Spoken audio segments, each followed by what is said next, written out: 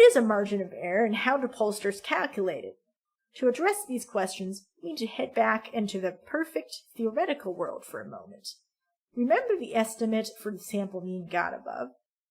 That should technically be called the point estimate of the sample mean.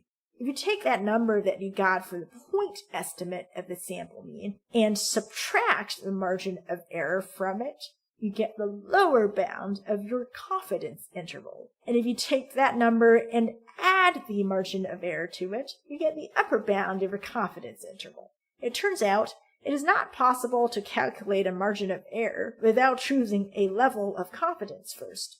If your level of confidence is 95%, which is the usual standard choice, by the way, then it means that with 95% probability, the confidence interval you constructed using the margin of error and the point estimate for its sample mean will contain the true population mean if one condition is met.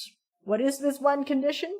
That you have an infinite number of people in your sample. You see, confidence intervals are calculated using the normal distribution, which is the bell curve that looks like this.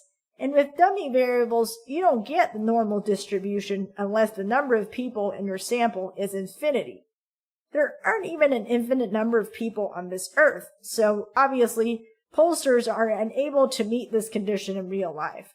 For this reason, even if a pollster somehow pulled off random sampling perfectly, and everybody responded honestly to the questions on the poll, you should only interpret the confidence interval constructed using the margin of error as something that contains the true level of support for a candidate approximately 95% of the time.